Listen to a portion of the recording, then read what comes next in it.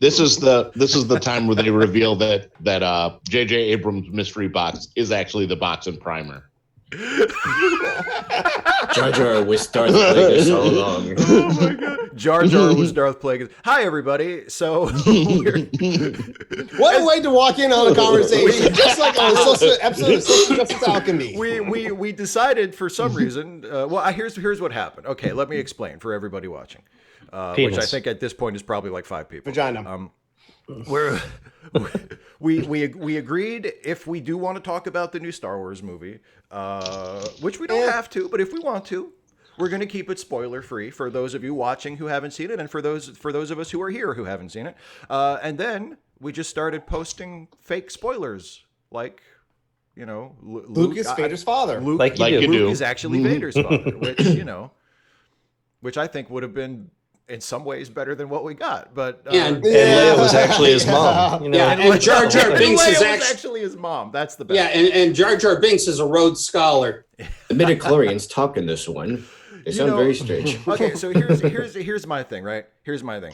And all due respect to George Lucas has had a really rough time ever since the prequels because people have been shitting on him, and he got so upset. And Dumb Menace. He got so upset he had to sell his company to Disney and just he had to make $4 billion. Yeah, exactly. He had to sell out and get cried all the way to the bank. And so no, all due respect to George, who seems like a nice guy, but people have been saying, like since the new movie came out, I've seen multiple articles with the same basic headline, which is, well, Lucas would have done this and whatever, and usually Lucas would have made Lucas wouldn't have, or Lucas would have, and I'm like, okay, that's because there is a little bit of information out now, and Lucas has spoken about it in interviews of like what his rough plan would have been for a sequel trilogy if he had done it instead of selling to Disney, and so we can speculate about it. And so people post these. Can we get a competent director to like direct those movies? I know, right? Like, can we get a competent writer? Bada bing, competent writing, like he did for the best movie of his original trilogy. But so people, you can say that like, well, here's what George would have done. But let's keep in mind, if George is to be believed, his sequel trilogy would have been about midichlorians. So let's not attach to, like, George invented it and George had some good ideas, and let's all respect George for his contribution. George stole shit from Japan. George, it was Hidden Fortress. He just remade part of Hidden Fortress. I'm gonna go out on a limb. I'm gonna just say something that really needs to be said. Oh boy. The problem is us, the Star Wars fan base. We are some of the worst people in the world.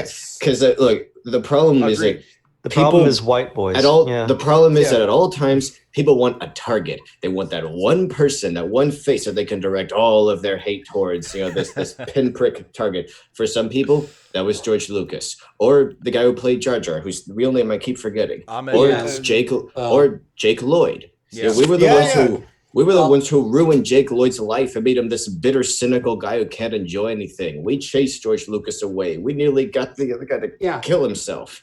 And they're doing the same thing now. For some people, that target, their hate, whatever, it's Kathleen Kennedy. For some, it's Daisy. For some, it's Kelly. And they can't stop. The problem is us. It's always been us. It's not Disney or whatever.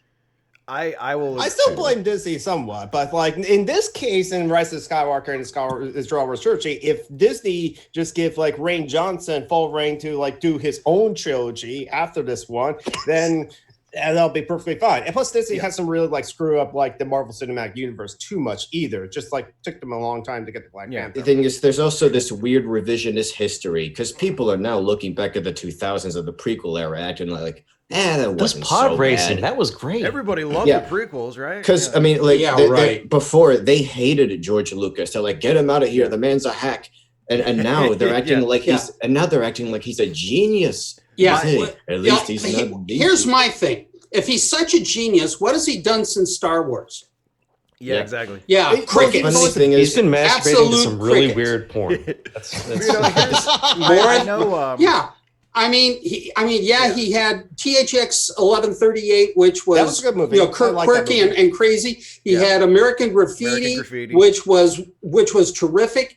I've recently characterized this as he's the blind squirrel who found the world's biggest nut.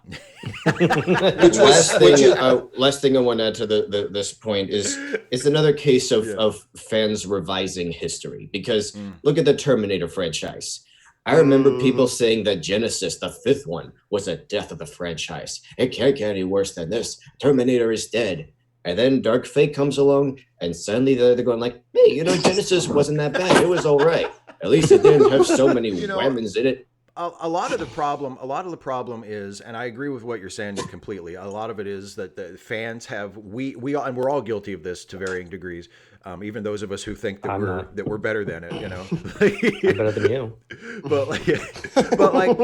Dumber than you are. There's a lot of revisionist history, and there's a lot of tunnel vision where people think that their opinion and the opinion of sort of their circle of friends is the opinion of everybody, or is the majority opinion. Yeah, and that's Gamergate often certainly believes that. Yeah, and that's often not the case. Like I was getting into an argument with someone on Twitter last week, who shockingly eventually I blocked. And we were talking about The Last Jedi, and they were talking about how like everybody hated The Last Jedi. And I said, actually, no, everybody didn't hate it. And he said, well, I don't know anybody who liked it. And I said, well, I know lots of people who liked it, but I guess you win. Because like, and that's it. It's like, you can't just say, well, all of my friends thought it was terrible. Okay, well, I'm sure that's true, but that doesn't mean like your group of friends doesn't speak for the majority.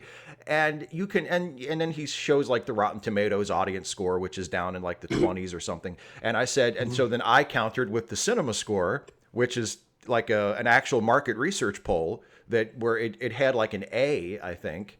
And I said, isn't it funny how the public opinion seems to be a lot better in polls that can't be easily gamed by trolls, But I think that's a fallacy that a lot of people fall into. Is like, well, we don't like it, so therefore everybody must hate it. And that's not the case. And it's not the case with Rise of Skywalker either. Rise of Skywalker, if you go by the cinema score, it doesn't seem to be as liked as the previous two, but it's not like reviled or anything. It's not like most people who see it think it's terrible.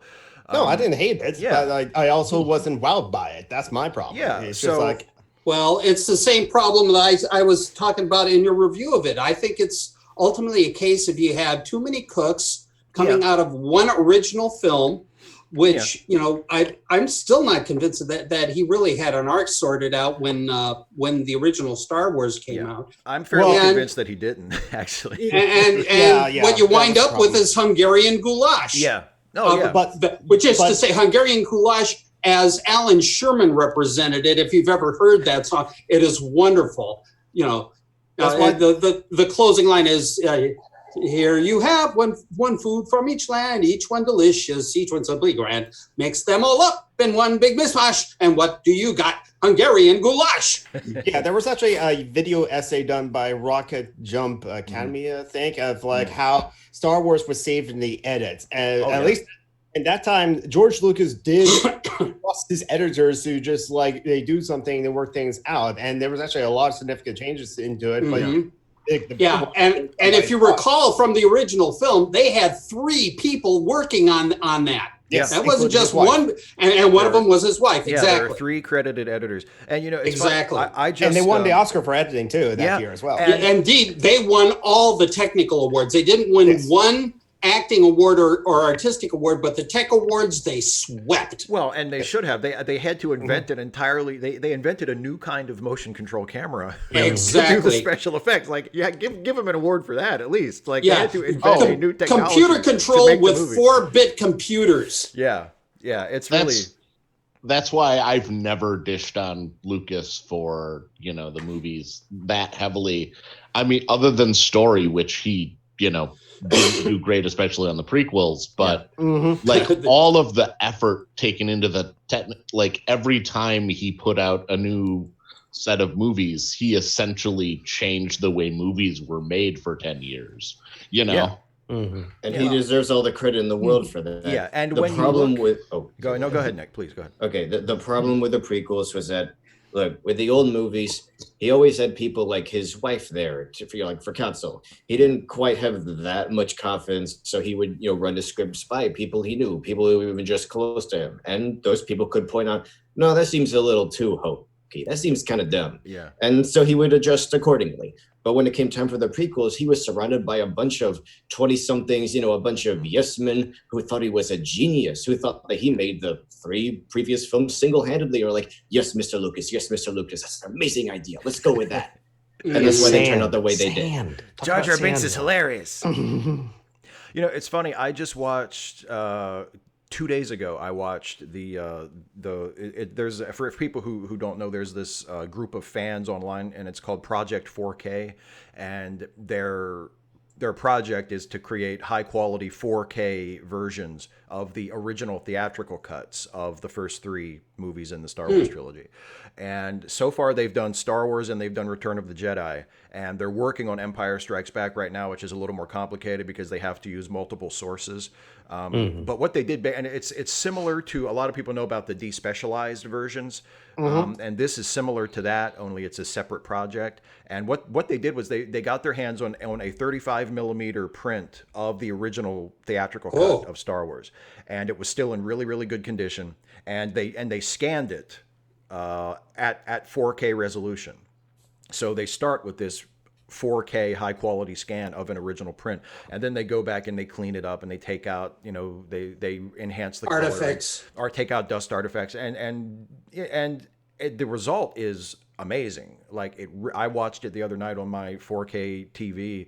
And it looks beautiful. I mean, the sound mix could probably be redone. The sound is fine, but it's not like what you would get if they digitally remastered it, professionally. Well, but it looks so good, and it's amazing to watch it with fresh eyes, and to view it just as a movie unto itself instead of an episode of the epic Star Wars trilogy. And and it's so, I mean, it feels so fresh when you consider it compared to other movies that were coming out at the time. Like, yeah, it was super derivative. It was based on Hidden Fortress and Westerns and movie serials. Like, it has all these inspirations that go into it, but it's mixed up into this new thing that feels so new and interesting. And when you look at it that way, you can tell like why so many people were excited by it when they first saw it, why the world just went completely over the top for it. Steve, I'll tell you one thing as it comes to the soundtrack on that. When I first saw Star Wars, it was at the Stanley Warner Triplex in Paramus, New Jersey, back when they were a 70 millimeter house. Ooh. And I actually saw it in what we now know of as 5.1, 6 channel. Yeah. And it was spectacular. And it was a couple of weeks after that I saw it again at a local theater, probably somewhere in Liberty, New York. And we saw a 35 millimeter print. And it was like somebody let the air out of the balloon. Oh, I'm sure. I mean, because the thing to keep in mind with 35 millimeter, you're only running 2 channel back then. This is 1977, keep in mind. And I don't think that changed for several years. Whereas you had the synced up magnetic. I don't know whether it was optical or magnetic back then, but in 35 millimeter, more likely it was optical sound, which dies at 10 kilohertz. And, and you've only got the 2 channels. You don't really have a a 0.1 channel. You don't have a subwoofer channel on that at all. And I mean, the difference is day and night. So if you're noticing an issue with a 35 millimeter print, there's your issue. Yeah. There's a beautiful old movie house in Frederick, about 45 minutes from where I live, that was a Tivoli movie house. It was built in the 1920s, and it's restored, and it's used it's like a concert venue, and they show silent movies there sometimes. And they also, and it's like the best place to go see a silent movie, because they still have the Wurlitzer organ, the original Wurlitzer organ from 1924, nice. So it's live organ music with the silent movies, and it's just amazing. But when you go there to see a sound movie, it's not the best place to see a sound movie because the acoustics are terrible and like the sound, like it wasn't built to show sound movies. And even though it was eventually retrofitted to do that, like it's just not built with that in mind. So there's echo, It's suboptimal. and it's hard. Yeah. And it's hard to hear sometimes. And it's just like, we went to see, I forget what movie we went to see. I might've been Gone with the Wind. We went to see Gone with the Wind, and it was Racist. just, yeah, exactly. This was back when I was super racist, and it looked fine. It looked really great on the big screen, but the sound was terrible, and it was because the theater was just not equipped for for that kind of movie. And and you don't exactly hire Bolt, Baranek, and Neumann to come in there to because I mean those guys are the heavyweights. I know because I used to work on their equipment when I worked for Brule and Kayer. Yeah. Steve, a question from the live chat from our good patron and questioner 255 AD. Have you seen all three of the originals in their original theatrical run? I think 255 asking 255 thinking you're older than you are. I did not see them originally, no, because I was not born yet when Star Wars came out. I was 2 days old when Empire came out, and I was 3 years old when Jedi came out. So I did not see them during their original theatrical run. Yeah. I have seen them since. Jesus Christ, I'm old. If you are old, then I am ancient. Yeah. So be careful where you go with that. I have seen the original. I've seen the original theatrical cuts many times, not on the big screen, but on video. And what I was just talking about was something like the Project 4K cut. But no, I never saw them. Sadly, I've never seen any of the original theatrical cuts in the theater. I saw the special editions in the theater. Yeah, I saw the special editions too. They had the lizards and Jabba, the big lizard, the slug guy. He could walk. Jabba the Hutt. The Doombacks. I still have my Luke from Return of the Jedi. That was a special edition for the first 50 who went into a showing of the special edition for the first movie. Wow. I don't know what it's worth, but it's still a really fun thing that I have. Yeah, and I'm pretty sure that I still have the original 3 on not DVD, not Blu-ray, VHS, laser disc. Yeah. Nice. And I thought you were going to say Betamax. And my Laserdisc player still works. And those Laserdisc versions wound up being really important because for most people, and again, unless you go online and get something like the despecialized editions or the Project 4K editions, those Laserdisc versions of the original theatrical cuts are the only versions of those that are in wide circulation. Because when they released one of the last DVD releases of the original trilogy before the Disney buyout. It was a few years before the Disney buyout. They released all the original 3 films, and it was the special editions. But as a special feature, they included the original theatrical. Yeah, that's what I have. Yeah, I have those too. I've those got are those taken directly from the Laserdisc. Yeah, I've got those on DVD. But the problem is, I've got those on DVD at I think it's widescreen, but it's widescreen at 480p. Yes. So it really, really sucks. It doesn't look nearly as good as you would hope. Yeah. No. It's whereas they've got the full full widescreen frame for the original releases. I've got 4, 5, and 6 with that layout, and it's not what it could be. They're not remastered at all. It's basically just a direct transfer of the Laserdisc version, which if you just want, a copy of the original cuts, it's great, but it's not, it's not what you would hope for. I was kind of hoping that once Disney got a hold of things that maybe they'd think about, hey, here's the complete set, here's the original releases, here's the special releases, the whole 9 yards. Has it happened? No, they're going to go back into the Disney vault. Oh, jeez. They released them in 2027 for the 50th anniversary. The forced scarcity of capitalism to make profits. But see, on that, I'm glad you brought that up. Leave it to Sir Random Geek to bring up the faults of capitalism at some point. What? Unheard of. I mentioned this on the last Late Seating podcast, and we were talking after our Return of the Jedi review. To me, from a purely ruthless capitalist perspective, it would only make sense to release cleaned up, upgraded, spiffy versions of the original theatrical cuts, because you're just leaving money on the table. I mean, like the Project 4K version that I watched looked fantastic, and that was just a fan project. I can imagine if Disney wanted to release its own digitally remastered versions of the original theatrical cuts, it would put that version to shame. It would look so much better. It would sound great. And if a group of fans can afford to do it in their spare time, I'm sure the mighty Disney Corporation could do it, and it wouldn't be that much of a hit to their bottom line. They could do it in a weekend. And then they could use it as a draw for Disney Plus subscribers. They could say Disney Plus now has the original theatrical cuts of the Star Wars trilogy. People would subscribe just for that. And so to me, it's baffling. It's leaving money on the table. By the way, they also leave money on the table by not making slave Leia sex dolls. They have to draw the line somewhere. I've said for years Japan, they might do that for Japan because they did like take the actual original Star Wars and turn it into mangas, and they also made those mangas available in the U.S. But they flipped the art, so that's a strange. They need to cut a deal with the guys who make the real dolls, or maybe just buy them out. I wouldn't put it past this doing that. By the way, the question from 255 AD was from Lauren for the older guy in this stream, if he saw the original. Hey. I was working for an independent film and video production facility in upstate New York. Porn theater. No, we get it. Independent. Hey, independent. Hey.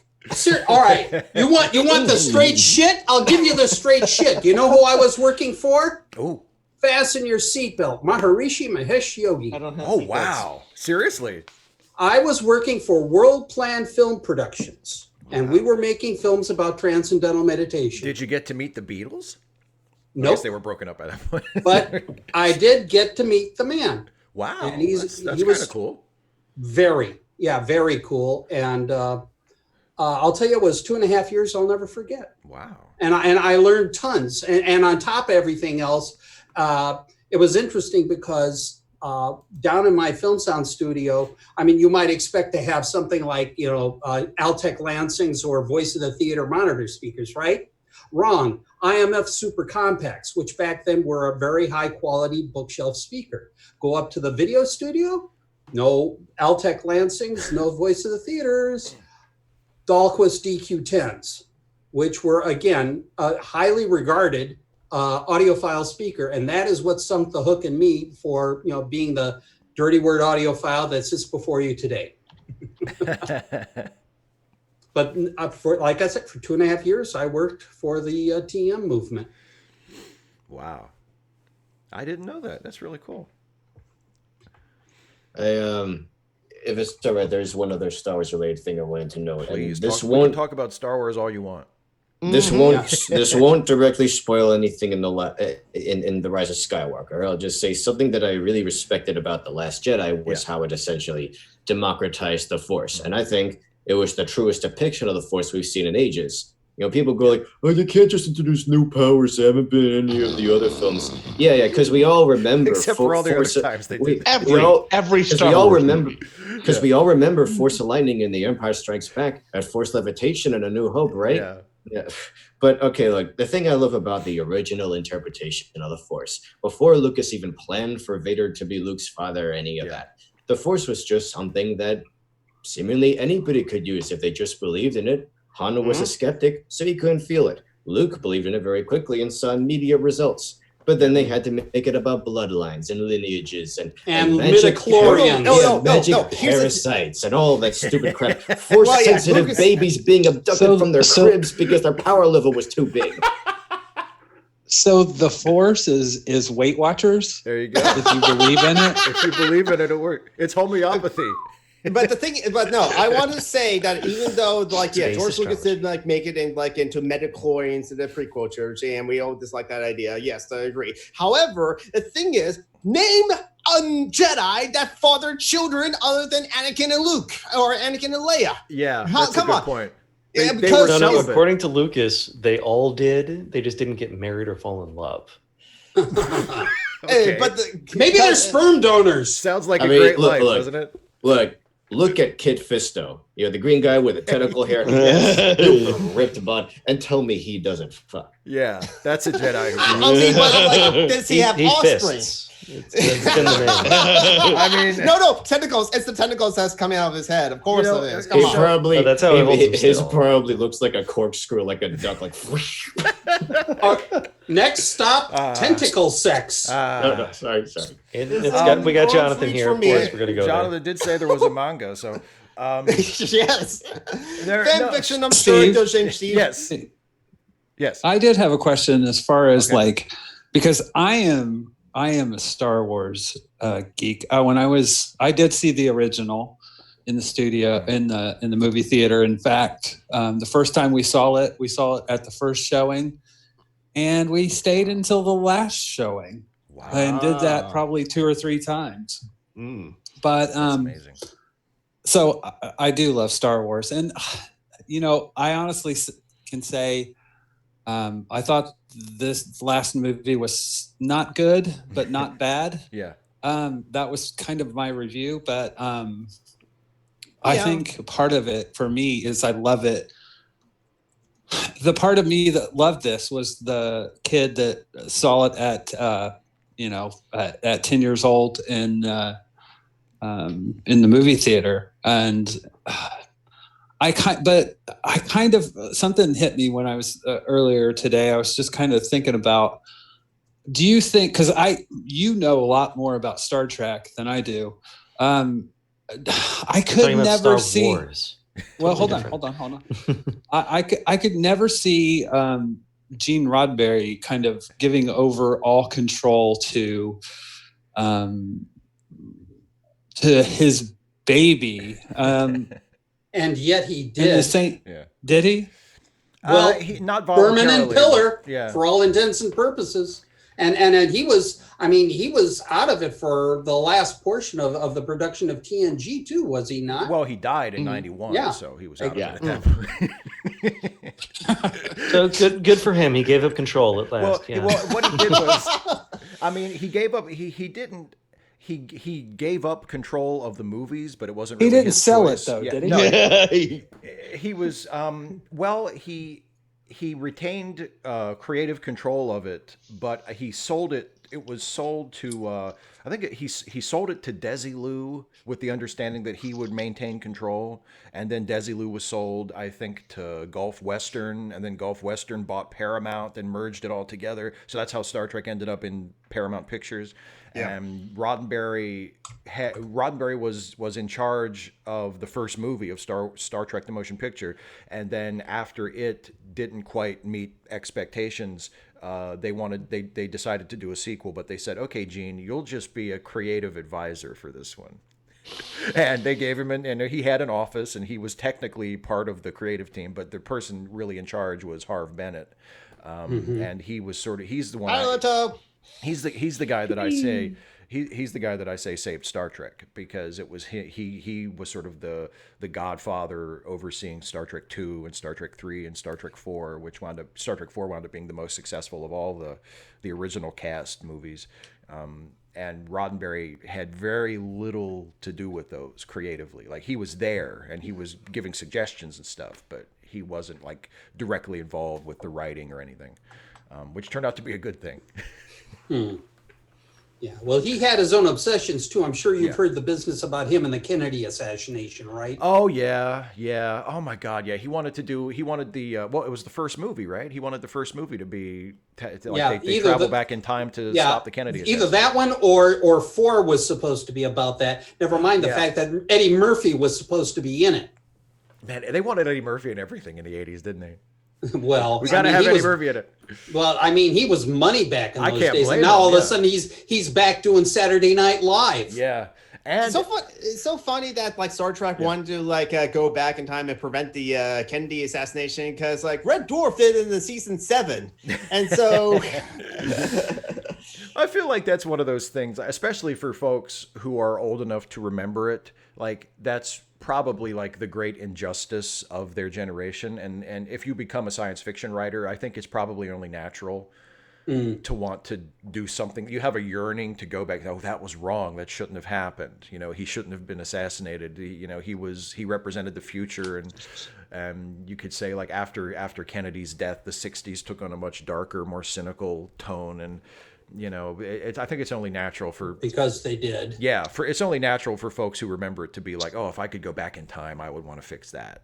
I don't know. There's a lot of things that happen in other places in the world that were kind of like dark and grim. Oh, I agree. That became a leftist. I agree. But if it you're was an because American, of the Jews using the blacks as labor to destroy white people. That's oh right, that kind of Right. conspiracy theory. Are we talking about Illinois Nazis again? John, I hate Illinois the Nazis. civil rights movement is what ruined everything. Your rampant racism will no longer be tolerated. I'm and here I am terribly just sorry to backpedal, but before Yes, I got please. distracted by Yeah. the whole tangent. I just there was I didn't quite get to finish my point about Go for the it. Force. Okay, so look, the Force started I as interrupted this this time. really spiritual thing that seemingly anybody could use if they just opened themselves up to it, and I really liked that. But then they ruined it by making it about your heritage and your power level, how high that is, stuff like that. Yeah. And so now we have a bunch of people, a whole generation of people who are used to that, who like, bloodlines and birthrights and all that stuff. And then The Last Jedi comes along and it like brings the Force back to what I think it is at its best. That image of that little boy at the end, Broom Boy, everyone was asking, who's his father? Who's he linked to? Maybe he's not linked to anybody. Right. I love that shot. It is the most Star Warsy image in the entire new trilogy because it implies, at least to me, that we're about to see a lot of people like Rey show up. It's almost as if the Force awakened. Yeah. And that's what I wanted to see. Yeah. Yeah. The final shot of Last Jedi almost chokes me up. I think it's one of the most beautiful final shots of any Star Wars movie. And I love Broom Boy. I love what he the represents. kid with a broom. Yeah. I think it's You beautiful. love to broom a boy? What? What did I say? What did I say? Okay, so look. The last thing about the Force, I love the new powers they introduce, especially some of the ones in the latest movie, Rise of Skywalker. I won't say what they are, but I will say they are.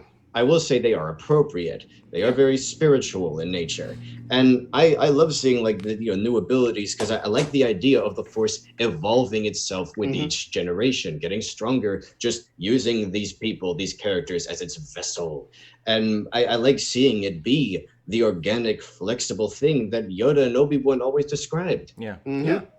Well, It also- surrounds us and it penetrates us. It binds the galaxy together. If you've got more people practicing it, does that not potentially open up its possibilities for variations on a theme? Well, and No, also, it if you uses up its precious bodily fluids. if you do, That's all we need is General Jack D. Ripper with the Force. if you do, he uses the Force to light a cigar. If you do like 9 movies where it's just people doing the Jedi mind trick, that gets old, and it starts to show itself as a plot contrivance. I mean, if you can at least concoct new ways of using the Force, you can distract people from the fact that it's a plot contrivance. But don't you think that this last episode used the Force way too much as a plot point? Well, but see, I think It was so cheap. I'll say this: again, no spoilers, but the big sort of the new Force power that is introduced in this movie, because in this movie they take the idea from The Last Jedi that Rey and Kylo can talk to each other like across great distances through the Force, and they can see each other and hear each other. The new movie takes that and sort of one-ups it a little bit, like adds a new sort of wrinkle to that. Favorite parts of the movie for me. And I like Actually, that. same here. Yeah. Yeah, I did like it too. I like that a lot because I thought it was visually very well done. Like it enables them to do some really, really cool shots where something like Kylo there's a scene where Kylo uses it to do something, and it took me a second to realize what had happened, and I was like, oh wow, that's cool. It's just it's a really cool shot, and then it comes back later. Like once you establish that he can do this, then it comes back and it becomes important later in the movie when it happens again at a crucial point, and that's a cool moment. I feel like that worked. So yeah, I just feel like at the end, at the end, I'm not going to reveal anything, but at the end, I felt like that they used that really as a, I felt really jerked around as a moviegoer. It was like, this happened. Okay, no, it didn't. Just kidding. Oh yeah, I think I know what you're talking about. Yeah, there were I will say, like I said in my review video, there were parts of the movie. By the time I got to the end of it, I was liking it and I was emotionally invested. Although, like you were saying earlier, Marty, like a lot of it is that I have been a Star Wars fan my whole life, and it really, really leans on the nostalgia and on your affection for the characters and for the world. Like where you, I think if I saw this movie, like this was the first Star Wars movie I'd ever seen, I would think it was horrible. I don't know if I would think it was horrible, but very derivative. My impression is it is not a movie that stands by itself very well. Yeah, it leans really heavy, at least on an emotional level. It leans very heavily on your familiarity with the characters and your familiarity with the conflict at the center of it, and yeah, so it worked on me, and probably I admit a lot of it was because of that, because I had a pre-existing. Well, I do think there is an argument to be made that if you have a long-running series and then you have a sixth, ninth movie, whatever, that's supposed to be the finale, well, it's kind of like watching a season of a show. I don't think it's entirely unreasonable for like the last episode to just kind of go nuts and not stand as a its own standalone thing, but complement the other ones. That said, I did really like this movie, but I was conflicted. It's like I loved it and I hated it because I really respect. I respect many of the choices made in The Last Jedi, and this time it feels like they made it their job to look through like every Reddit post and just address it in the film. That's a good way to put it. That's a good way to put it. And I see that in so much media these days. Like, I think it even happened with Game of Thrones, where they had an ending plan, but then they changed it because people had figured it out online. And this happens apparently with a lot of... Well, also, Martin hadn't even finished writing it yet. And apparently this happens with a lot of shows and movies these days. It's apparently this is their job now, to outsmart the theorizers on sites like Reddit. Oh, they figured it out. Can't have it spoiled. We gotta come up with a new ending that no one will see coming.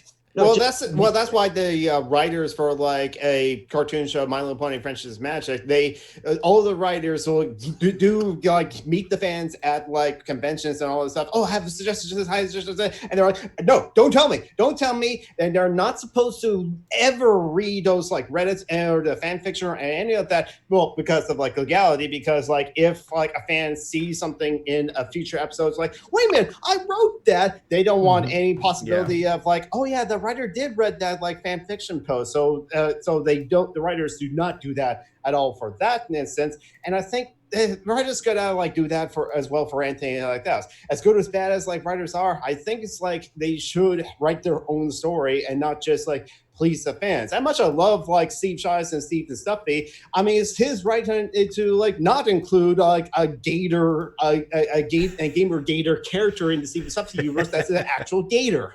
I thought you were going to say. That's only because I didn't think of it. Actually, I could still do that. Because I Joff was a sea lion because sea lion, but I could have. I thought you were going to say a gay gator. A gay gator. No, gamer gator. I could have a gamer gator. That would have been. Can you guys hear me first off? Yes. Yeah, you're good, Joe. You made it in.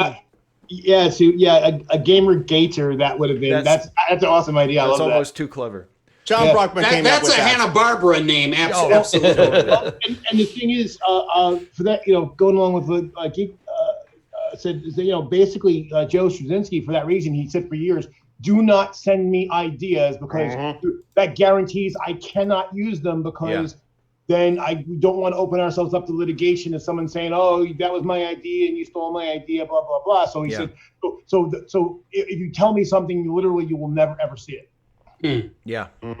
He said the only thing you could do is if you bring up things that are like obvious, like okay, if you've mentioned I want you to do the sketch of the Day of the Dead with Ivanova and Marcus because that's an obvious, that's not an idea. We all know that's what was going to happen. Yeah. Right. Yeah, except Ivanova wasn't around 5th season. Right, exactly. Well, and so we instead But we that got- would have been an absolute natural. You're exactly right. Yeah, because instead we got the one with Lockley, with nothing against Tracy Scoggins, but no one cares about her character. No, exactly. Well, Yeah, it's, I have a great idea.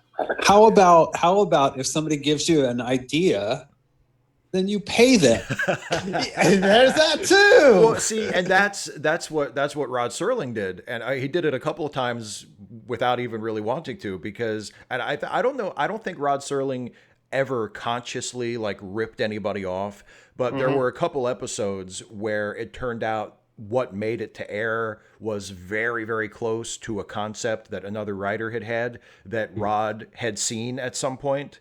And so the credited writer for the episode would be Rod Serling, but it turns out it was inspired by this other work. So he had to actually go back after the episode was done and buy the rights from the writer to make it right, and which is only fair. I mean, Yeah. But that's why people have that policy of don't tell me anything. You know, don't suggest anything. The other thing too, there's some things that like somebody, okay, I might have thought of the idea, but it's not so unusual that you couldn't have thought of the idea or Right. people. And then it's like, one, who gets the credit if there's like 28 people who did it, plus the fact Me, I do. if the writer already had that idea and then you bring it up, well, now there's a conflict because unless the writer has some documentation to prove that they had the idea before you told them, then they're open up to litigation. And meanwhile, you're suing them because you think you gave them the idea, but you didn't.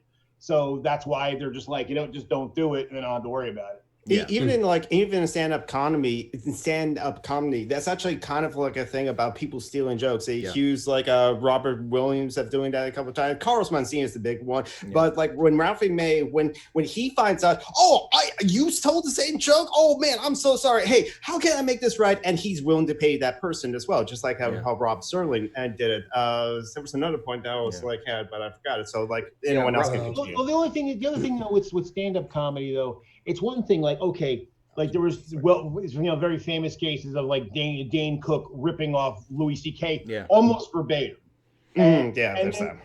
That's like, but then like I remember there's one where I didn't know Mencia definitely has a checkered history, although there was a case where Mencia, he was accused of stealing this guy Ari somebody's joke. It was about Ari Shapir or something like that, I think. Yeah, Mexicans, building a wall. The thing is that if you look at even an earlier joke that Carlos Mencia had, which had the same concept, and it's like, well, actually, Ari, your joke was after Carlos's earlier joke, so he could accuse you of stealing his concept, and then he's taking it back. So there's also another thing that I just remembered that like a couple of things. So sometimes it's just like great minds thinking alike. Like Kevin Smith for his movie Mallrats, he did had like a bit in there where content warning for gross stuff. Basically, a girl would have like ejaculate in her hair, but like the producer who produces the Porky's movies or something like that, and never mind, I don't remember. But like said, no, cut that out. No one's going to like laugh at cum in hair jokes. Right. But then something about Mary came out, and Kevin Smith was like, no, because it was in the rough draft of the script, never made it to screen. So like, who knows if like they knew that or not? So it's very possible that like, no, great minds think alike. Exactly. That's why the standard is so high. Yes, and also prove it. Yeah. Plus the fact that even at least with stand-up jokes, what gets me about that is that you shouldn't steal somebody else's joke, but on the flip side, I've seen two people do very similar jokes on the same concept, and even though you might say one person ripped off the idea from another, but they did it in a different way. It was different enough.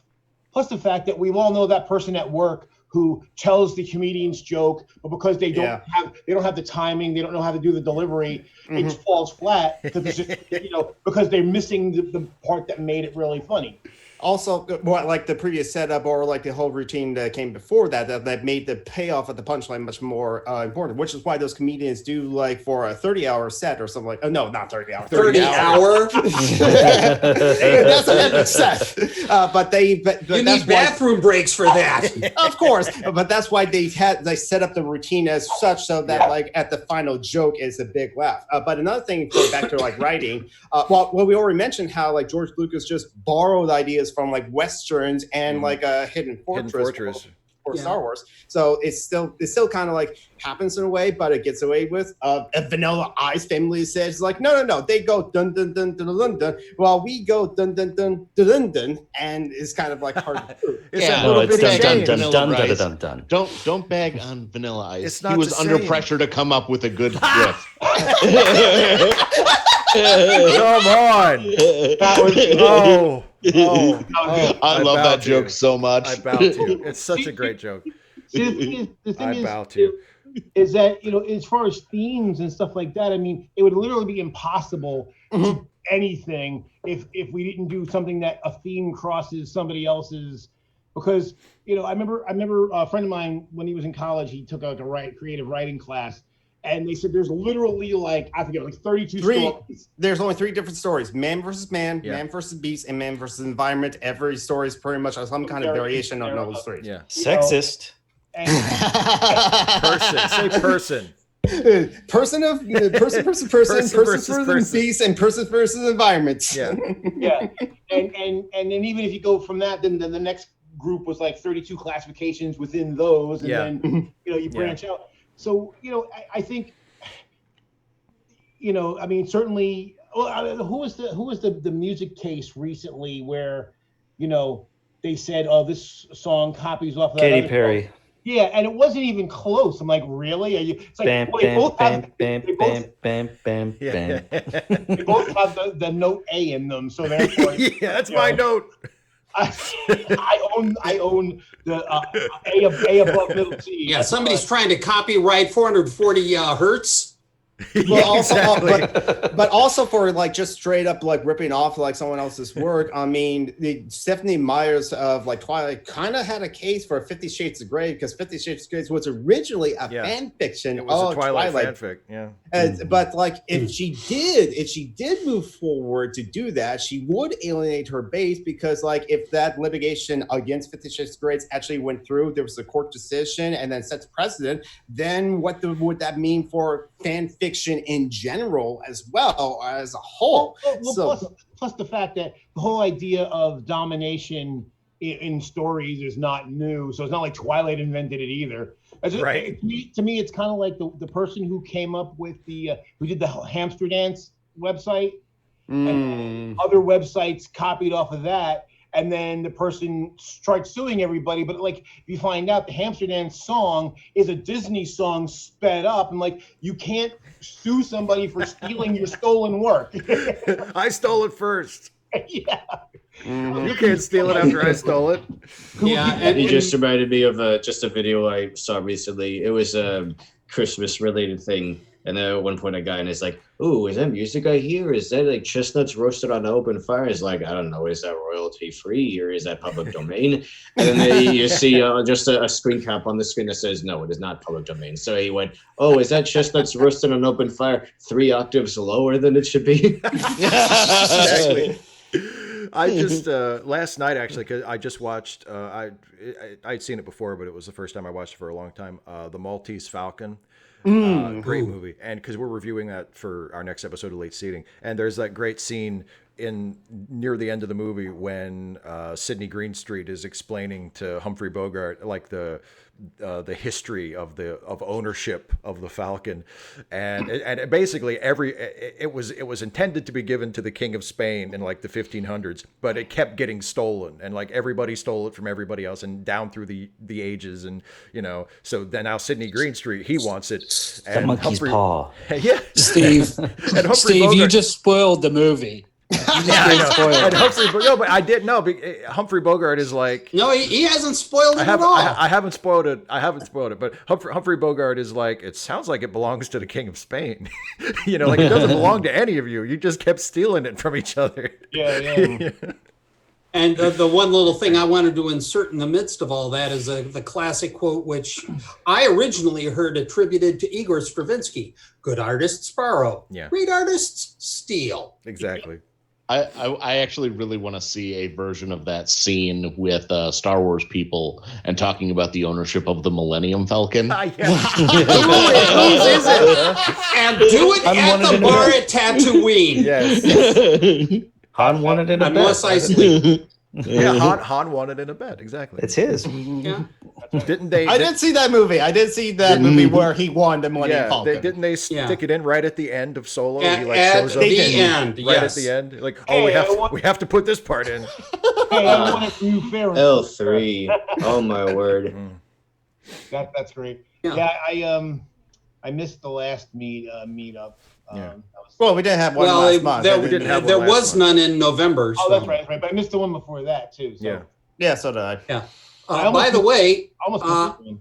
I've got a little bit of news here. Oh, please. For those of you who remember roughly a year ago, and have a look here. Oh, okay. Yes. Oh, nice. The calendar. The calendar, yeah. Because December. Season's greetings. Nice. Yeah. The moral of this story is sometimes you win. Yeah, because for those who don't remember, there was an issue about having it they included had only Christian holidays. Jesus. Yeah. Well, yeah. It was Extremely Jesus. Never mind, there was a text in the actual body of the calendar itself that was going on and on about how God, Jesus died for our sins, blah, blah, blah. Oh, wow. And it's interesting because when I went to our voting location has changed. It used to be the school down the street on Columbus Road. Now it's at the community center, which is right next door to City Hall. And I met the mayor there after coming out from voting, and he and I had a long conversation about this. And it was wonderful because he is invested in the city. This is like I think this is his fourth term in office, and he doesn't have, so far we don't have any issues with term limits. And we also, we haven't had any issues with him because he's basically played his cards for large portions straight up. And he gives a damn. The man answers his own phone and responds to this stuff. He wants to be responsible to his community. How rare is that? Yeah. Now, 255 AD did bring up that calendar might piss off the War on Christmas people because I fully expect to react. Somebody's going to lose their shit about it, whereupon, I've got no problem rejoining this fight if it comes down to it. This is my backyard, man. I give a damn about it the same way the mayor does. Well, the thing tonight on Tucker Carlson. The thing about the War on Christmas thing is like you just need to learn to play well with others. Like season's greetings includes everybody, so you're not left out. Like Christmas people, like you're not left out. Yeah, happy holidays, that includes everybody. So yeah, Merry Christmas if that's what you celebrate. Happy Hanukkah if that's what you celebrate. It covers everybody. The thing is the way they talk about the war on Christmas, people always playing victim. They paint this weird. They paint this straw man. They're like, if they all say holidays matter. No, they paint this. They've made this straw man. The way they talk about it, it makes it out like, they're out in public and they just say Merry Christmas. And somebody goes, how dare you? I don't celebrate Christmas. I celebrate Kwanzaa. Right. That's not how it goes. That never happens. That never happens. Not in America, at least. Well, the thing that gets me though even more about that. Well, there's two things. One of them is that these are the same people who call us snowflakes and say we're triggered, and then they lose their shit when someone says Happy Holidays. I'm like, really? But even more though is now I grew up Catholic, and same here. Condolences. Yeah, no, yeah, yeah. I hate the one at church. The recovery is long and painful. Yes, it's all projection. Somebody says Happy Holidays, and they go like, ugh. Yeah. So the thing that gets me though is that when I was a kid, because at the time people would say Happy Holiday, and it was very a religiously mixed neighborhood. Because in New Jersey we have a lot higher Jewish population, higher Muslim population than the rest of the country, and all this, other than Michigan maybe, but. So the thing is that Christians would say Happy Holidays to other Christians because it was a shorthand for saying Merry Christmas and Happy New Year, because it was a pain in the ass in a draft to keep saying Merry Christmas and Happy New Year. And no one got upset because, again, it was just a shorthand. And by the fact that I also lived in a neighborhood that had a high Jewish population, hey, it works for that too. Hey, and so it wasn't even like, we didn't even have to switch because we were already doing it. And they're like, oh yeah, there's Jewish people here too. Cool. Well, they're already covered with Happy Holidays, And then when Muslims moved in, same thing. Like, oh, they were covered for Ramadan and whatever else, But this idea that somehow, that they're being excluded, like you're the majority, you have everything, you have the power everywhere. This idea. They're persecuted. They also have the privilege, and when there's any hint of of modifying or diluting that privilege, they completely lose their shit, and because they presume their advantage as normal. Right. Well, exactly. It's the expression, if you're hitting people with sticks and I take away your stick, I'm not oppressing you. Right. When I saw this like a news article about like a nurse that like created like sterile disposable hijabs for like people who practice that faith to be able to use that in the hospitals. I remember that's like, oh yeah. So I remember to like my previous manager of my first job of working at the gas station who lamented when we changed our dress code because we have to wear uniforms and no hats as part of the dress code. However, they made the exception for religious headwear for the people that are Sikh and Muslim and such as that.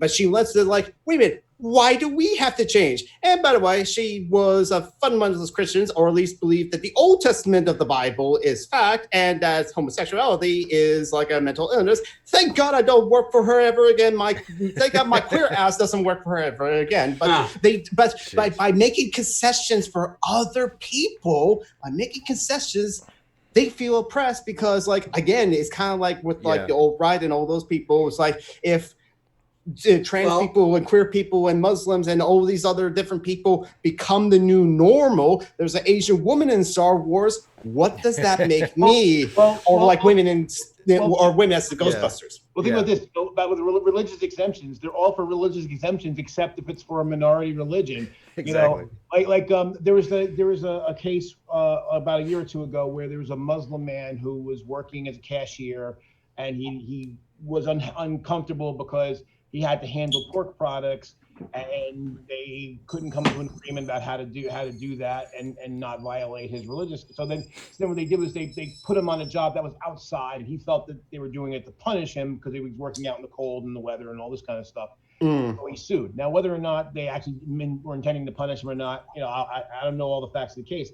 But I remember, what got me was the reaction that people had to it, like, basically saying how we should not only should we be suck it up and take it, but that we should like throw bacon at him and all this like. Oh, geez. Wait, you're the first one that you'll go freak out because we're getting rid of religious exemptions for vaccinations. And you think people shouldn't have to write prescriptions for birth control, or shouldn't have to bake cakes for lesbians, and yet you think we should throw out bacon at the Muslim guy who kind of says, hey, I really like to work at the store and I'd like to not have to handle the pork product because my religion says I don't have to, or I'm not supposed to. It's because there's so many people. Being able to discriminate against the others is an integral part of their identity. You cut that out, and it's like you may as well just chop their hands off. They're like, "What am I supposed to do?" Yeah, I have the right to discriminate against you. That is the foundation of the whole business.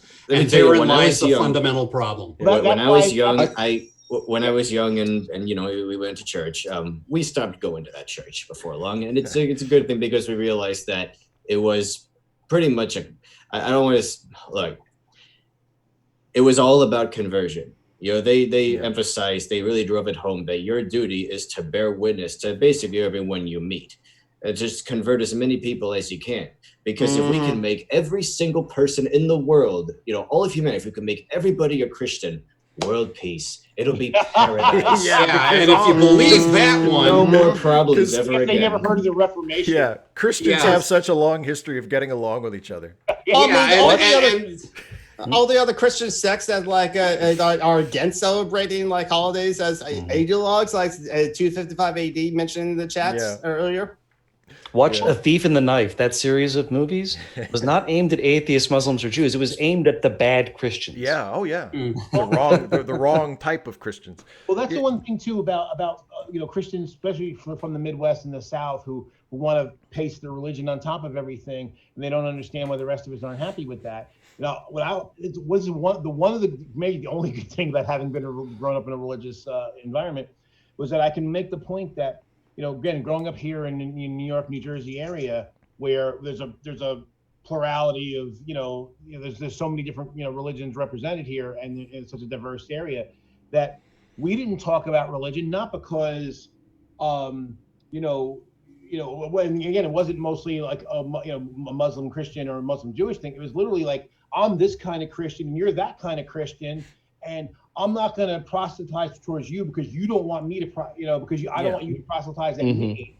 So we kind of had a kind of unspoken agreement that, we're just going to leave that to the side, except in the appropriate forum, because, again, none of us were atheists, but it was all a matter of, we're not going to, we don't want the other person to do it to us, so we're not going to do it back. The do unto others thing, imagine that. Yeah. That's for suckers. So when I try to explain to these people, I'm like, look, where you live, like, how many churches are in your town? They're like 2. And they're like, this form of Baptist and that form of Baptist. Like, yeah. Like, okay. So basically everyone believes around the same thing. But I said, what if Catholics moved in? What if, Seventh-day Adventists or, Mormons?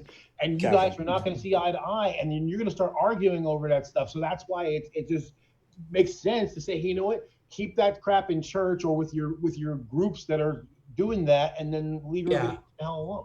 Except that right then and there, you run onto the people who are going to hang their hats on the Grand Commission, and they're determined to just make sure everybody gets the word, even if they've already had the word. And they haven't gotten it the right way, though. It's amazing how much of it boils down to, and I think this is why it's so difficult to talk people out of certain positions. It boils down to, well, I just don't like that.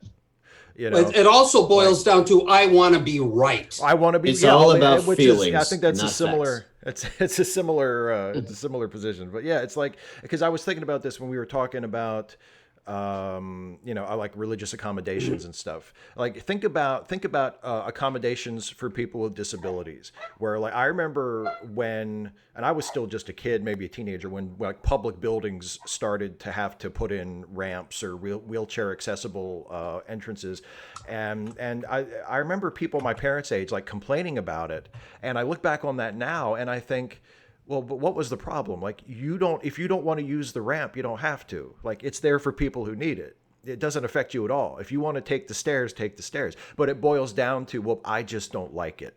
It's different than it used to be, and I don't like it. And I, as a person who don't need the accommodation, don't see why it's necessary.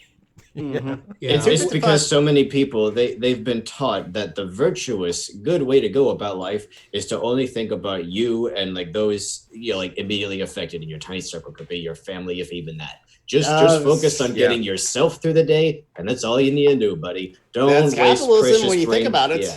Don't think about anybody else, and if you do, you're just a stupid bleeding heart. The nice guys finish last, and so and 255 AD did bring up another point about like not just about religion, but that's thinking the bosses should be dictators. There's the resentment of the idea that the Muslim guy get to affect how the business runs when he's not the owner. He's just a worker. He's just a proletariat. That's a good point. Yeah, like, well, since when did who gave him a say? Like, I mean, don't you think you should have some kind of a say? If you get a say, why shouldn't he get one?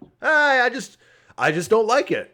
He's brown. But the problem, though, is you can cross that over into the people who don't want to fill birth control prescriptions because it's against their religion. Yeah. And I'm sorry, if you're not prepared to do every last aspect of your job, find another job. If you're in the public square, you got to serve the public. You can't just like deny it just because of your Except religious Nazis. Yeah, paging Kim Davis, paging Ms. Kim Davis. And that's really. And they kick the centers. You know what gets me too. Steve, you brought up the accommodations. Like when people put the ramps in. Yeah. And it's amazing how many people complained about them. Like, it's not costing you anything. It doesn't cost. It doesn't hurt you at all. Just like we're talking now that the public has become aware of gender issues, and so it's new for most of the public. So it's gotten a lot of attention. And it's like, okay, so somebody who you look at them and you think they should be a he or a she or whatever, and the person says, no, actually, I refer I'm a they. I'm a they, or I'm, maybe you think maybe I look like a he to you and really a she, right? Whatever I'm genderqueer and demi-non-binary male plus, and people are like, what the hell is that? Yeah, so I'm queer. So basically, when it comes right down to it, like, okay, so Geek tells me, hey, I refer me as they. I'm like, okay, because you know what? You don't even have to accept or agree with his identification to say, okay, they prefer to be called they. Yeah. So I'm just going to tell how I'm going to do it because it costs me nothing. I don't even have to understand it or care. Just all they do is just go along with it. If that's if I don't accept, if I don't believe in it. So that's it. It's just courteousness. Yeah. You just said a naughty word. I mean, courtesy. I mean, you might as well start talking about reaching across the aisle and cooperative action. It's like when sometimes people ask me, because being of mixed heritage, how do I identify? I'm like, well, I'm in America, so it doesn't really. Ultimately, I'm black because you look awfully Homo sapiens to me, dude. But ultimately, if I say, oh, well, I'm white, even though I'm 55% genetically European, but in reality, no one would actually accept me as a white guy. So the idea but the whole thing is that it's funny though, but people give me that courtesy of allowing me to self-identify, even if they don't agree. Yeah. So that's the thing. It's like, well, why can't you do it for a trans person? So that's why for me it was easy. I'm like, I'll say even today, do I understand every nuance of transgenderism? No, I don't. But it doesn't matter because there are people and they're a lot happier if I comply with, if they treat them the way they ask to be treated, and then they smile a lot and they don't get upset and they don't hurt themselves. Yeah. So like, hey, cool, that sounds a good way to go. And it's we've done versions of that all our lives. It's nothing new. Like it may feel new because a lot of people are just now figuring out that trans people exist, but like my birth name, the name on my birth certificate and my driver's license is Steven. I like to be called Steve, and so I always introduce myself as Steve. I never even bother. So you're saying you're a liar? I'm a liar. My whole life is just a facade. But and if when I was in school, and like the first day of class, they call roll. And they'll say, Stephen Chives, and I'll raise my hand. And usually the teachers would say, do you prefer Steve? And I would say, yeah. And if they didn't, I would say, hey, you can call me Steve. And it was never an issue. Nobody ever insisted on calling me Steven because that was the name on my birth certificate. They called me by whatever name I wanted to be called. And I had friends who had a different first name, but they preferred to go by their middle name. Never an issue. Nobody ever had a problem with it. And yet somehow, when it's a trans person who says, actually, I changed my name, I want to be called by this name now, or I don't, I want you to use these pronouns instead of the pronouns I was using before. Somehow it's like a major issue, and it's like you have to take a moral stand and say, no, truth is truth, and I will not, this is my free speech. Yeah, well, you're also going against the will of God. So. Exactly. But here's the really weirdest part about that, and because it's totally true what you said, Steve. Now, everyone knows my name is Joe. If I changed my name to Caitlin tomorrow, said, no, I'm still a man. I'm still male-bodied man. I'm not gender at all. But I want you to call me Caitlin. Everybody will call me Caitlin. Yeah. Yeah. I'm sorry, people. I like you. I'm not some random geek. That's not my name. So that's what gets me. So literally, they'll accept my name change without a thought. They might, if they know me for a while, they might get tripped up and fall back to Joe. But over time, eventually, everyone will call me Caitlin if that's what I ask them to do. Yeah. So why, if I said, well, call me Caitlin, and by the way, I'm also a woman, then oh my God, no, you're Joe. Fuck you, you're Joe. Exactly. You don't look like a woman. People have called my dad by the name Chuck his entire life. Chuck is in no way any part of his name. No part of his name is Charles. No part of his name is Chuck. His legal name, there is no Chuck in there at all. Everybody calls him Chuck, and it's never been a problem because that's the name he goes by. That's the name he's known by. That's the name people call him. Did he have a dog named Snoopy? Yes. At the risk of citing the Fire Sign Theater, oh, well, what about Betty Jo Bialowski? Oh, you mean Nancy? It's only a problem when you insist on making it a problem. Just treat people the way they ask to be treated. Call people by their right names, and guess The what? names they want to be called, because sometimes they get to pick what their right names are. Yeah, right, because like some people can be like William, and it's like, oh, that looks like a Billy. It's like, if I wanted to name my kid Billy, I would name him Billy. It's William. Or it's like, because I'm Jonathan doesn't mean that I like to be called Johnny. Yeah, Right. call me by whatever I want to be called. You know, I always think of, it was Muhammad Ali, and was it Sonny Liston who he there's an awesome, kept on calling him Clay. Yeah. Either Liston or who's the other guy? It might not have been Liston. It might have been No, it was who did he fight the Thriller Manila against? Foreman. Yeah, but it wasn't Foreman. Was it Foreman? No, it was not. It wasn't Foreman. No, it wasn't Foreman. It was. It was God. I can't think of Ernie it. But Terrell. He was the one who was always calling him Cassius. It was Ernie Joe Terrell. Frazier.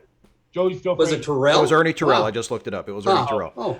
But yeah, and because Ernie Terrell, this was after he had changed his name, and Ernie Terrell kept calling him Cassius Clay. Cassius Clay, and Muhammad Ali, he said, there's that famous moment in the fight where he's saying, "What's my name? What's my name?" after he's beating the shit out of him.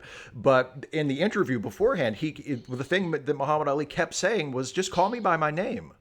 Like, why won't you call me by my right name? You know what my name is. Call me by my name." And Ernie Terrell kept saying, "Your name is Cassius Clay," and Muhammad Ali has kept saying, "That's not my name. You know what my name is. Call me my name." And it's like, this is so easy. And Ernie Terrell was doing it on purpose to be a dick. Right. Like that, he didn't have some sincere belief that Cassius Clay was his name. He knew that he had changed his name and that he didn't want to be called by that. He kept calling him by the old name to be a dick. Yeah, and also, it's also talking smack before a fight, which is very much a tradition, as I'm sure you well know. Exactly, and this is another thing I can't stand about some people is that they make being a dick, their entire personality. Exactly. And if you call them out for it, if you dare get upset, they act like that's some kind of affront to them. Like, this is just who I am. I just want to be able to swing it around at people. And I used to be like that. I used to be like that 10 years ago. I'm just honest. It makes a good YouTube grift, though. Yes, it does. God, yes. Unfortunately, Here's one other thing too. With what always gets me about how when people misgender trans people, this is something that kind of, if you think about it, really kind of breaks your brain. So for forever, people in an attempt to demean effeminate gay men, they'll refer to them as women. Yeah. Say, oh, you're a Nancy boy. You're a girl. You're not a man. You're a girl. You're a woman. So then somebody says, hey, you know what? I am a woman. I'm not. And actually, because I know a few people who identified as gay men who eventually became identified as women. And then people said, no, you're not a woman. Like, no, you told me my whole life I'm a woman. And I said, yeah, you know what? You're probably right. And now you don't accept that anymore. What the hell? Yeah. Well, you can't. Because there is no right answer. Yeah. Like you're transitioning. You're different, and that's the problem.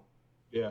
It's also, not only is it like a trans bigotry, but it's also a bit of misogyny, which is why I like the term transmisogyny instead of like transphobia, because I guess some people do fear trans people. But it's more like it's a bigotry with misogyny. Oh, you can't be a woman, as it were, because a woman is this finite, kind of definition of things. Well, and it's like, well, I was calling you a woman to insult you. So if you decide that you actually are one, then that doesn't work. Because there's something wrong with being a woman. It's supposed to be insulting. That's a good point, Steve, because the same people get mad when black people refer to themselves as niggas. Yeah, wait a minute. Hey, I was calling you. How can you get to say that? I can't say that. Yeah, well, there's that great line. Doesn't mean you. There's that great line in the Simpsons episode with John Waters, where John Waters. Oh yeah. Where he uses the word. Queer. Homer brings up. He says queer, and he says, and that's another thing. You're not supposed to say that. That's our word for making fun of you. Like that's what he's upset about. Yeah, Phoenix from the channel Phoenix Rise 87. Go give money to Phoenix. Her link to her PayPal is in the live chat for her most recent video that she uploaded of why she calls herself queer. She ended that video with that clip. Yeah. And Homer says he calls him gay, or he calls him some kind of not like a slur, but kind of an unkind word for being gay. And then he says, "Oh no, I mean queer. That's what you like to be called, right?" And he says, "Well, that or John." That's beautiful. That's beautiful. Yeah. Oh, so I'm going to call our festivities to a close here. But first, I want to draw everybody's attention, as I always do, and some random geek is always kind enough to remind me. The charity links in the description of the video to help out some of our friends who need help. You're always encouraged to donate to any or all of those if you can afford it, and if you can't afford it, share them around social media. Maybe some other people will see and be able to donate. Yeah, little Arnold yelled at me. I shouldn't give money to her. She only needs like $50 now, but I should like give money to Joanna and Venus because they always gonna need it. So like, because I cannot help everyone. Yeah, give money to whoever you want to give it to if they need it, and But yeah, so and this is momentous. This is our last Patreon hangout of the year and of the decade. Doesn't the decade start on the first? Thank you, Random Geek. Thank you. It's the last one of the decade. Technically, a decade is always ending. There's always it's always you're always at the end of some 10-year period. The calendar, they didn't even put the calendar into force until like the 500s. So like technically there was calendar no is part of the force? Year one or anything. Which calendar though? There's several. There's the Advent calendar as well. There's the Julian calendar that was then altered. That was then updated as the Gregorian calendar. I think the Julian. Yeah, don't forget the Jewish calendar. That's true. I just had an idea for an app. They started counting a long time ago. I just had my favorite calendar is the human civilization calendar. No, I don't think it's called that exactly, but Quizquizats put it out, and it's essentially the Gregorian calendar plus 10,000 years, because that's 10,000 BC is when is like the earliest we found ruins that look like human civilization. The human era calendar, as Matthew said in our it said in our Zoom chat. Imagine if there was an app that recorded everything you did over a 10-year period, and then wait, and then it would proceed to remind you every day of what you did 10 years before. It's like, 10 years ago, I had my appendix removed. Yeah. It's like, today I went to Four Seasons, the Chinese whatever. Yeah. Today 10 years ago, I lost my job at the gas station. Today my dog Doesn't died. Facebook already do that? I was just gonna say I'm married to that app. Ashley has the most amazing memory, and she will say, apropos of nothing, we'll be going for a walk or watching TV or something, and she'll just turn to me and say, "Do you remember what we were doing today in 2009?" And I'll be like, "No." Yes. Wait, am I supposed to remember? And she'll describe it, and she'll describe what we were wearing and what we were doing, and I'm like, how do you remember that? So I'm Steve, I got married to that because I play poker. I'm married to that app. It's great. Are you a robot? Yeah, it's like, how do you remember that? I don't remember what I did yesterday. I grew up with dyslexia. That's how I have my excellent recall memories, and it was useful for when I play poker too. All right. So let me do my closing spiel, and then this will finally be over. This is I do this every month, except for last month because I just didn't. With my Patreon patrons, if you are a Patreon patron of any level, you can at least have a chance to get in. I usually close the meeting after 10 people are here, so it's not a free for all. But so it's first come first serve. But Patreon.com/Steve Shives if you want to support the channel and be a patron like all the lovely people who are on the show with me today. And we'll do this again next month / next year. I won't say decade because not everybody agrees. It's contentious. Not everybody agrees, but next year. So thanks for Sorry, joining. I like math. It's a social construct. If people say it's the end of the decade, it's the end of the decade. Thank you. Thanks for watching, everybody. We'll see you next month. Bye. I